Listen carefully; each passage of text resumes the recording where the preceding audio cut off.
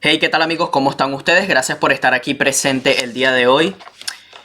Voy a compartir contigo o con ustedes uno de los videos más poderosos que verán hoy y tal vez durante mucho tiempo.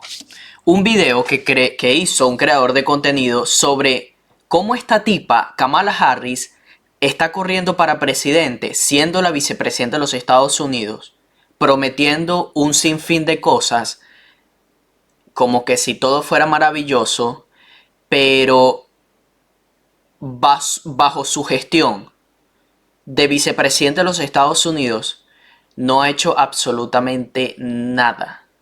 Entonces, ¿qué ejemplo puede dar Kamala Harris de que va a hacer tales cosas cuando se convirtió en vicepresidente de los Estados Unidos? A la actualidad no ha hecho absolutamente nada. Antes de mostrarte este video, te invito a que te suscribas al canal si no te has suscrito. Mi nombre es Juan Torres y me dedico a noticias de los Estados Unidos y de las próximas elecciones del 5 de noviembre. Suscríbete, es gratis para que estés al tanto de este tipo de información. Vamos a comenzar con esta noticia.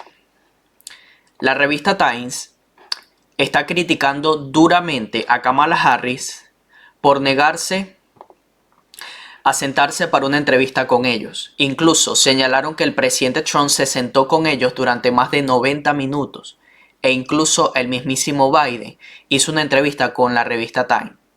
Los medios tradicionales finalmente se están volviendo contra Kamala y aún así acusan a Trump de ocultarse. Denme un respiro. La revista Time está criticando duramente a Kamala por rechazar su solicitud de entrevista. No es la primera vez que Kamala se niega a conceder una entrevista, ya que varios medios de comunicación han expresado el mismo sentimiento. Hay una crisis dentro de la Casa Blanca, con conflictos entre el equipo de Joe Biden y el de Kamala, y posibles filtraciones de información. La campaña de Kamala Harris está acabada.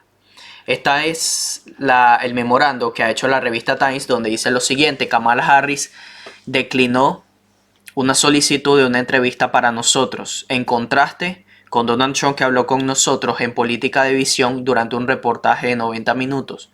Inclusive el mismísimo Biden habló de manera similar antes de retirarse de la carrera presidencial.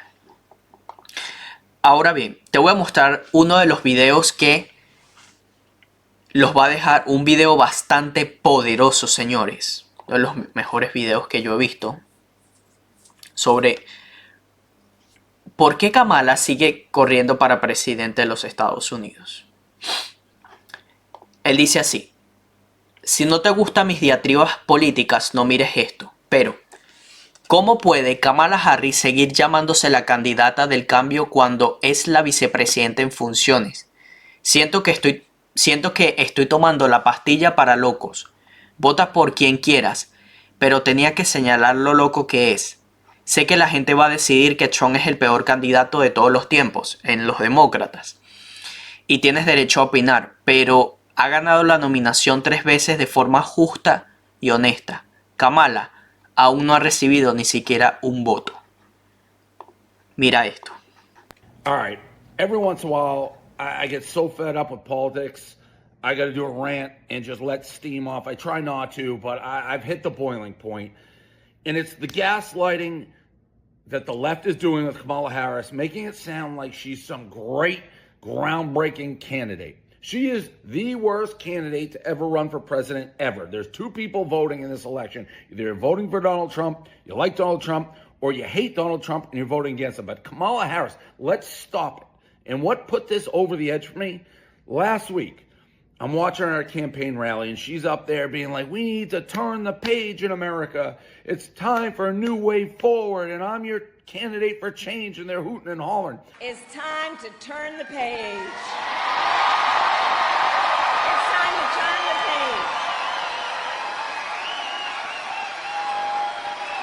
America is ready for a new way forward. And then I see her at a rally today, and it's the same message again. Time to turn the page. We need a new generation of leadership. It is time to turn the page.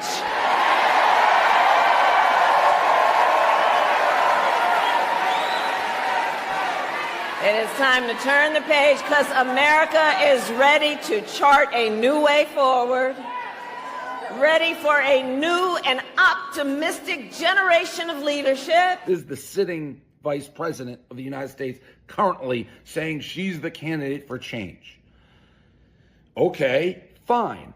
And by the way, she has to, because I think 90% of Americans, left or right, I mean, like the last 4 years under Biden, not great. Look at the world stage. Afghanistan was a disaster. The Middle East is basically in flames. You got Russia. Then on the homeland, inflation's out of control. People burning American flags in the street. The defund the police. Law and order doesn't even seem to matter anymore. You got the border, immigration. There's so many issues. Both sides be like, yeah, we need a change from Biden. Probably why the Democrats whacked Biden and installed Kamala Harris as the candidate. So she's like, we need change. We need this. We need that.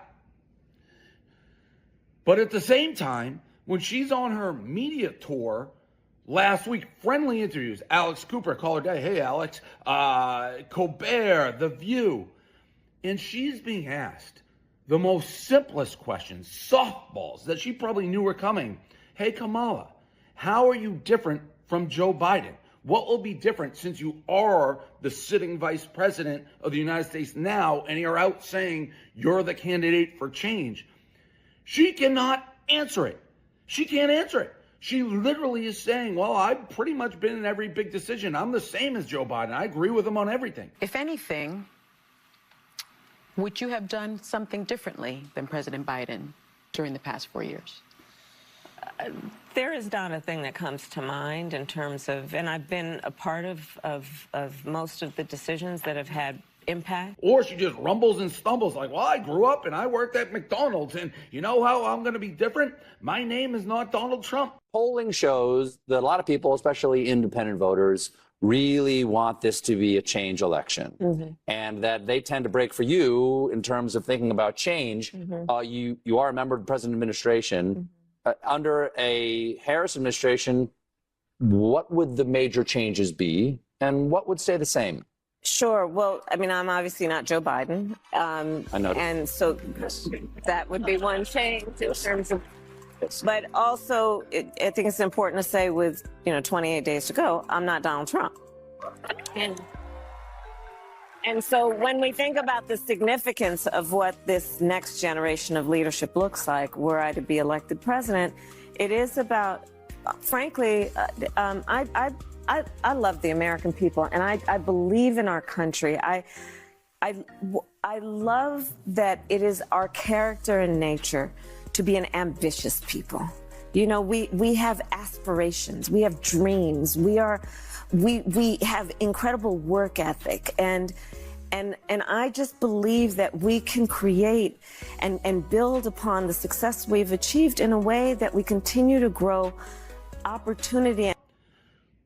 What are we talking about? This is the candidate that people are saying such a great leader and change. No, stop gaslighting us. There's two types of votes right now in this country. You're either voting for Donald Trump, I am. And by the way, I don't ever really love like celebrity endorsements, whatever. Do your research, make your own mind. But there's two types of votes. You're voting for Donald Trump or you're voting against him because you hate his guts and you vote for a potato or a head of lettuce or anything. That's my dad. It doesn't matter who's running. He hates Trump so much, he'd vote for whatever you put up there. But Kamala Harris can't even answer the easiest questions of all time. She never gives a straight answer. She doesn't seem to be able to put coherent thoughts together. It's actually scary for me to think about like what she'd be on the international stage. So that's all I'm saying. That's what's pushed me to the boiling age. I am so sick of being gaslighted like she's some great candidate. There was a reason when she ran for president last time, she didn't get one vote. She dropped out before the primaries. There's a reason they waited, the Democrats, till after Biden got the nomination because she wouldn't have gotten it again. She is the worst presidential candidate in the history of American politics, honestly. Now, if you still want to vote for her because you hate Trump that much and you can't stand him, you think he's all this evil shit, do it. But stop the gaslighting, please. The footage is there. She can't answer simple questions. If you have any issues with the last 4 years, that's her.